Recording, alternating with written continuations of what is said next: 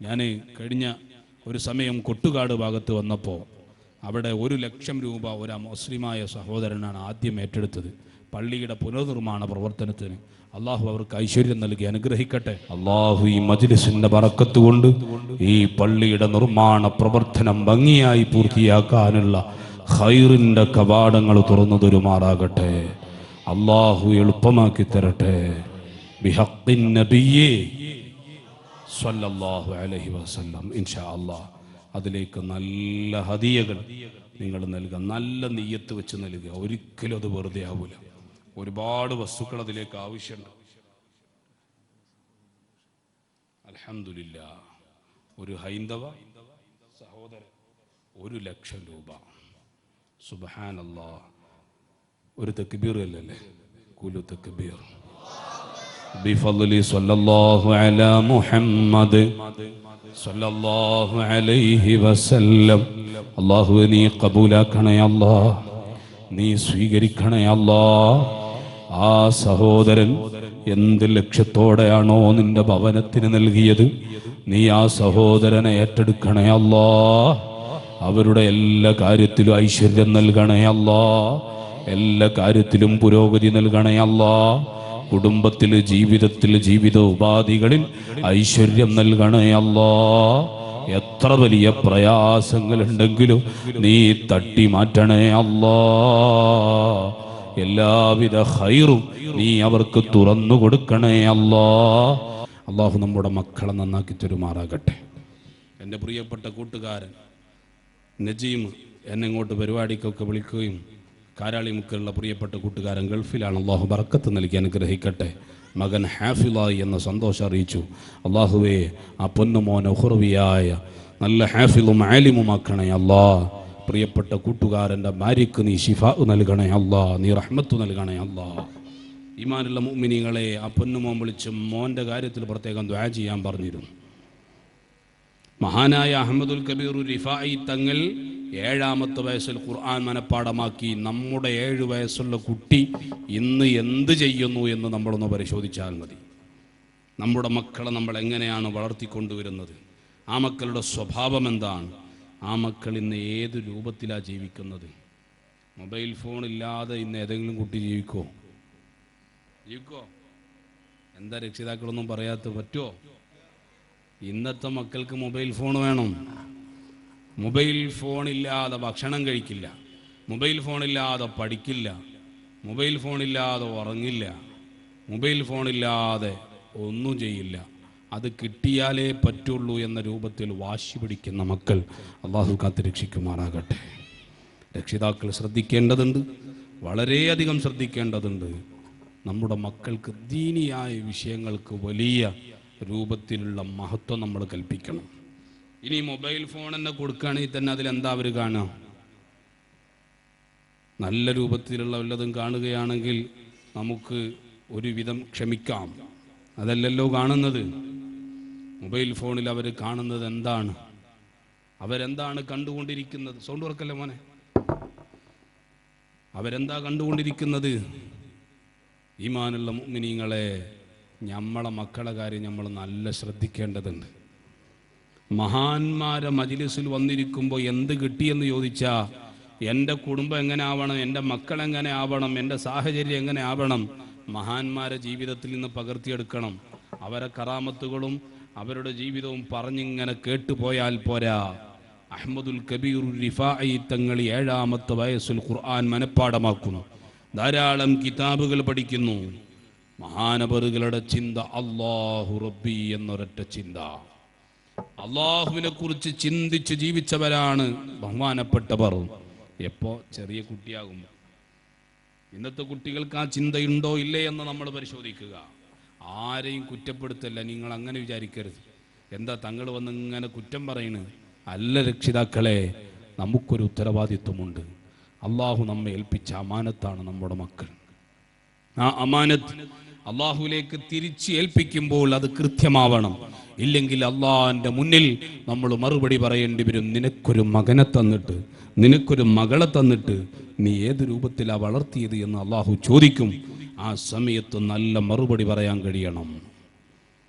മഹാനായ അഹ്മദുൽ കബീർ റിഫായി തങ്ങൾ ദർസ് പഠിക്കുന്ന കാലത്ത് സുബ്ഹാനല്ലാഹ്, അതാ ദർസിൽ പഠിക്കുമ്പോൾ ഉസ്താദിൻ്റെ ഒരു തീരുമാനം, എല്ലാ കുട്ടികളുടെ കയ്യിലേക്കും ചെറിയ ഒരു കാടക്കുരുവിയെ കൊടുക്കുകയാണ്, ഒരു കത്തിയെയും കൊടുക്കുകയാണ്. എന്നിട്ട് ഉസ്താദിൻ്റെ ഒരു പ്രഖ്യാപനം, ഓ മുതഅല്ലിമീങ്ങളെ, ഓ എൻ്റെ മക്കളെ, നിങ്ങൾ ഈ കാടക്കുരുവി കുഞ്ഞിനെ ഒരാളും കാണാതെ കൊന്നുകളഞ്ഞ് തിരിച്ചു വരണേ.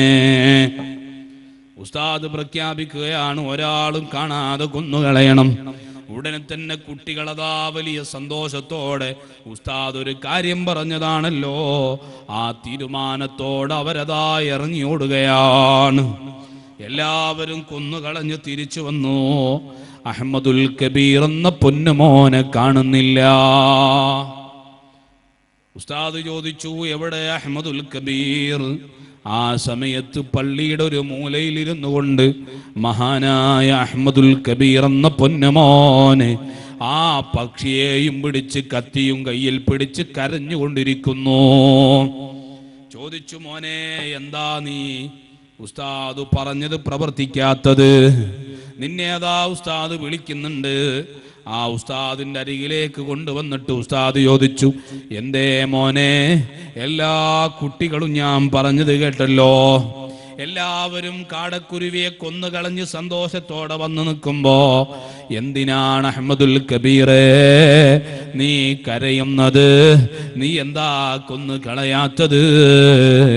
ഉടനെ തന്നെ മഹാനായ അഹ്മദുൽ കബീർ റിഫായി റളിയല്ലാഹു അൻഹു പറയുകയാണ്, ഉസ്താദേ, ഉസ്താദ് ഞങ്ങളോട് പറഞ്ഞത് ഒരാളും കാണാതെ കൊല്ലണമെന്നാണ്. ഞാനും ഇതിനെ കൊല്ലാൻ വേണ്ടി വലിയ തീരുമാനത്തോടെ ഇറങ്ങിയതാണ്. ഉസ്താദ് പറഞ്ഞത് കേട്ട് ഇറങ്ങിയതാണ്. അങ്ങനെ ഓരോ സ്ഥലങ്ങളിൽ ചെന്നപ്പോഴും ഒരാളും കാണുന്നില്ല എന്നെനിക്ക് ബോധമുണ്ട്. പക്ഷേ ഒരൊറ്റയാളിന്റെ കാഴ്ചയിൽ നിന്ന് തടയാൻ സാധ്യമല്ല. അതാരുടെ കാഴ്ചയാണെന്നറിയുമോ? യഅലമു ഖായിനത്തുൽ അയുനി വമാ തുഖ്ഫിസ് സുദൂർ. അല്ലാഹു റബ്ബ് സുബ്ഹാനഹു വ തആല കാണുന്നുണ്ട്, ഒരു മനുഷ്യനും കാണുന്നില്ല. ഞാൻ കൊല്ലാൻ തീരുമാനിച്ചു, പക്ഷേ അല്ലാഹു റബ്ബി, ആ റബ്ബ് കാണുന്നുണ്ടല്ലോ. യഅലമു ഖായിനത്തുൽ അയുനി വമാ തുഖ്ഫിസ് സുദൂർ. അല്ലാഹു റബ്ബ് സുബ്ഹാനഹു വ തആല കണ്ണിന്റെ കട്ടുനോട്ടം അറിയുന്നവനാ. ഖൽബിന്റെ അകത്തളങ്ങളിലുള്ളതെല്ലാം അറിയുന്നവനാണ് അല്ലാഹു. അതുകൊണ്ട് തന്നെ ആ റബ്ബ് കാണുന്നുണ്ടല്ലോ. ആ ഒരു ചിന്ത കൊണ്ടാണ് ഉസ്താദേ എനിക്ക് കൊല്ലാൻ കഴിയാതെ വന്നത് എന്ന് അഹ്മദുൽ കബീർ റിഫായി എന്ന പൊന്നുമോൻ ഉസ്താദിനോടങ്ങ് പറയുകയാണ്. ചെറിയ പ്രായത്തിൽ അല്ലാഹു റബ്ബി എന്ന ചിന്തയാണ് മഹാനായ അഹ്മദുൽ കബീർ റിഫായി തങ്ങളുടെ ജീവിതത്തില്, നമ്മുടെ രക്ഷിതാക്കൾ, നമ്മുടെ മക്കളുടെ ഹൃദയത്തിലേക്ക് ഈ രൂപത്തിലുള്ള ഒരു ചിന്ത കൊടുക്കേണ്ടതുണ്ട്. ആധുനിക സംവിധാനങ്ങളുടെ, മൊബൈൽ ഫോണുകളുടെ, അല്ലെങ്കിൽ സിനിമയും സീരിയലും കാർട്ടൂണുകളും തോന്നിവാസങ്ങളുമായി നമ്മുടെ മക്കളുടെ സമയങ്ങൾ കൊന്നുകളഞ്ഞുകൂടാ. ആ മക്കളിലേക്ക് നിന്നെ പടച്ചത് അല്ലാഹുവാണ്, ആ റബ്ബിനെയാണ് ആരാധിക്കേണ്ടത് എന്ന് തുടങ്ങിയിട്ട് മക്കൾക്ക് പഠിപ്പിച്ചു കൊടുക്കേണ്ടതുണ്ട്. ആ മക്കളെ കുഞ്ഞിളം ഹൃദയത്തിലേക്ക് ലോകത്തിന്റെ നേതാവ് മുഹമ്മദുർ റസൂലുള്ളാഹ്, എവിടെ സ്വലാത്ത്, മുഹമ്മദുർ റസൂലുള്ളാഹ് സല്ലല്ലാഹു അലൈഹി വസല്ലമ തങ്ങൾ എന്ന ചിന്ത പറഞ്ഞു കൊടുക്കേണ്ടതുണ്ട്. ആ ഒരു ബോധം മക്കളിൽ ഉണ്ടാക്കേണ്ടതുണ്ട്. ഈമാനുള്ള മുഅ്മിനീങ്ങളെ, അഹ്മദുൽ കബീർ റിഫായി തങ്ങളുടെ ജീവിതം അയവിറക്കുമ്പോ ഇതൊക്കെ നമ്മുടെ കുടുംബത്തിലേക്കും കൊണ്ടുവരാൻ നമുക്ക് കഴിയണം. പോട്ടെ, ഞാൻ ചുരുക്കുകയാണ്. മഹാനായ അഹ്മദുൽ കബീർ റിഫായി തങ്ങളുടെ ജീവിതം നമ്മൾ ഇനിയും പരിശോധിച്ചു നോക്കിയാൽ സുബ്ഹാനല്ലാഹ്, അവിടുത്തെ ജീവിതത്തിൽ ഏറ്റവും നല്ല രൂപത്തിൽ നമ്മുടെ ജീവിതത്തിൽ പകർത്തിയെടുക്കേണ്ട ഒരു സ്വഭാവമുണ്ട്. അതെന്താണെന്നറിയുമോ? ജീവകാരുണ്യ പ്രവർത്തനങ്ങളാണ്. മഹാനായ അഹ്മദുൽ കബീർ റിഫായി റളിയല്ലാഹു അൻഹുവിനെ ഓർക്കുമ്പോൾ ഏത് സദസ്സിൽ മഹാനവറുകളെ പറയുന്നുണ്ടോ അവിടെയൊക്കെ ഓർക്കുന്നത് അവിടുത്തെ ജീവിതത്തിൽ നടത്തിയ പ്രവർത്തനങ്ങളാണ്. ബഹുമാനപ്പെട്ടവർക്ക് എല്ലാവരോടും വലിയ സ്നേഹം, മനുഷ്യനോടും ഇതര ജീവികളോടും വലിയ സ്നേഹം. ബഹുമാനപ്പെട്ടവരുടെ ജീവിതം പരിശോധിക്കുമ്പോൾ നമുക്ക് കാണാൻ കഴിയും, പള്ളിയിൽ നിന്ന് നിസ്കാരം കഴിഞ്ഞിറങ്ങുമ്പോൾ ഒരു കുഷ്ഠരോഗിയായ നായെ നാട്ടുകാര് മുഴുവനും കല്ലെടുത്ത് എറിഞ്ഞ് ആട്ടിവിടുകയാണ്. ബഹുമാനപ്പെട്ടവരെ പറഞ്ഞു, നാട്ടുകാരെ ആ നായെ നിങ്ങൾ എറിഞ്ഞു വിടല്ല. ഉടനെ തന്നെ പറഞ്ഞു, ഉസ്താദേ നിങ്ങൾ അങ്ങനെ പറഞ്ഞാ ശരിയാവൂല. ഈ നായ കുഷ്ഠരോഗം ബാധിച്ച നായയാണ്. ഈ നായയിൽ നിന്നുള്ള വല്ലതും ഈ നാട്ടിൽ ആർക്കെങ്കിലും പകർന്നു കഴിഞ്ഞാൽ അത് വലിയ പകർച്ചാരോഗമായി കുഷ്ഠരോഗം ഇവിടെ പകരുമല്ലോ. അപ്പോഴും ബഹുമാനപ്പെട്ടവര് പറഞ്ഞു, വേണ്ട, നിങ്ങളതിനെ എറിഞ്ഞുകളയല്ല, ആട്ടിവിടല്ല, അതിന് പരിഹാരം ഞാൻ ഉണ്ടാക്കിത്തരാം, നിങ്ങൾക്ക് സമാധാനം ഞാൻ നൽകാം. അങ്ങനെ അതാ സുൽത്താനുൽ ആരിഫീൻ അഹ്മദുൽ കബീർ റിഫായി തങ്ങള് എല്ലാവരും മാട്ടിയോടിക്കുന്ന കല്ലെറിയുന്ന നായയുടെ അരികിൽ പോയി ആ നായയെ കെട്ടിയിട്ട് കൊണ്ടുപോവുകയാണ്.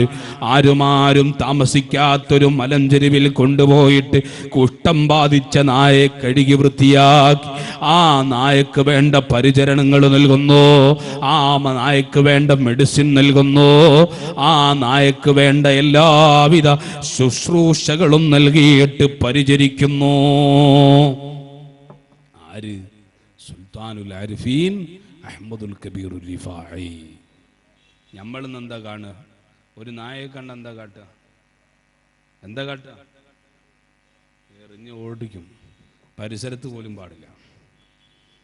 ഒന്നില്ലെങ്കിൽ നായ ഓടും, അല്ലെങ്കിൽ നമ്മളോടും. രണ്ടിലേതെങ്കിലും ഒരു ഓട്ടം എന്തായാലും ഉണ്ടാവും, അല്ലേ? ഒന്നില്ലെങ്കിൽ നമ്മൾ നായനെ കണ്ട് പേടിച്ചോടും, അല്ലെങ്കിൽ നായ നമ്മളെ കണ്ട് പേടിച്ചോടും, അല്ലെങ്കിൽ നമ്മൾ അതിനെ ഓടിപ്പിക്കും. എന്നാൽ നായ എന്ന് പറയുന്ന ജീവിയെ തൊട്ടാൽ 7 പ്രാവശ്യം കഴുകണം. ശാഫിഈ മദ്ഹബ് പറയുന്നു. അതിൽ ഒന്നും ശുദ്ധമായ മണ്ണ് കലക്കിയ വെള്ളം കൊണ്ടാവണം. 40 ദിവസം സുൽത്താനുൽ ആരിഫീൻ അഹ്മദുൽ കബീർ റിഫായി തങ്ങൾ ആ നായക്ക് പരിചരണം നൽകി, അതിനെ കുളിപ്പിച്ച് കഴുകി വൃത്തിയാക്കി, അതിന് മെഡിസിൻ നൽകി, അതിന് ചികിത്സ നൽകി, അതിന് ഭക്ഷണം നൽകി. അവരുടെ കൈകളെല്ലാം 7 പ്രാവശ്യം ഒന്ന് ശുദ്ധമായ മണ്ണ് കൊണ്ട് കഴുകി, 7 പ്രാവശ്യം കഴുകി അവരും ശുദ്ധിയാവുകയാണ്. ആർക്കാ ഇത്ര കൃപയുണ്ടാവുക? ആരുടെ മനസ്സിലാ ഇത്രയും വലിയ കൃപയുണ്ടാവുക? സുബ്ഹാനല്ലാഹ്, അതാണ് അഹ്മദുൽ കബീർ റിഫായി തങ്ങളുടെ ജീവിതം. ഒരു നായയോട് മാത്രമല്ല, ബഹുമാനപ്പെട്ടവർ പള്ളിയിലേക്ക് നിസ്കരിക്കാൻ പോവുകയാണ്.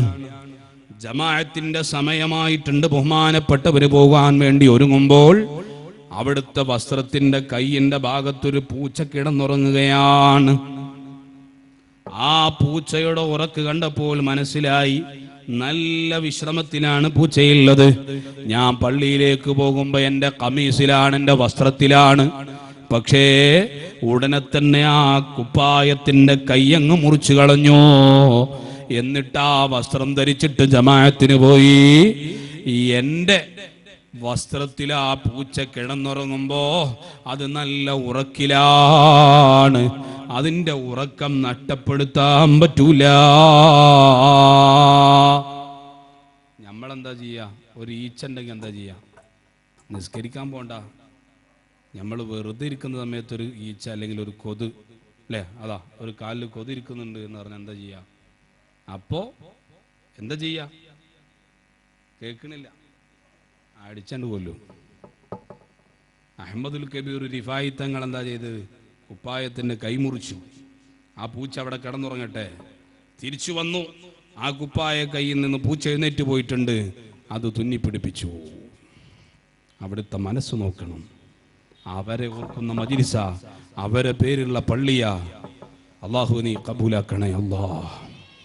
അതുപോലെ അഹ്മദുൽ കബീർ റിഫായി തങ്ങളുടെ ജീവിതത്തിൽ നമ്മൾ നോക്കിയാൽ, ഒരു ദിവസം ബഹുമാനപ്പെട്ടവരിങ്ങനെ നടന്നു വരുമ്പോൾ ഒരു പാവപ്പെട്ട വീടിൻ്റെ തൊഴുത്തിൽ ഒരു പശു ഇവിടെ എന്താ പറയുക? തൊഴുത്ത് തന്നെയല്ലേ പറയാ, മാറ്റൊന്നുമില്ലല്ലോ. ആ, തൊഴുത്തിൽ ഒരു ചെറിയ പശുവിനെ കണ്ട് ഒരു കള്ളൻ ആ പശുവിനെ അയച്ചു കൊണ്ടുപോവുകയാണ്. ഇന്നിപ്പോൾ പശുവിനെ കക്കുന്ന കള്ളന്മാരൊന്നുമില്ല. ഇന്നെന്ത് സംഘമാണ്? കുറുവാ സംഘം അല്ലേ? ഇന്ന് അങ്ങനത്തെ ഒരു കാലമാണ് കുറുവാ സംഘം.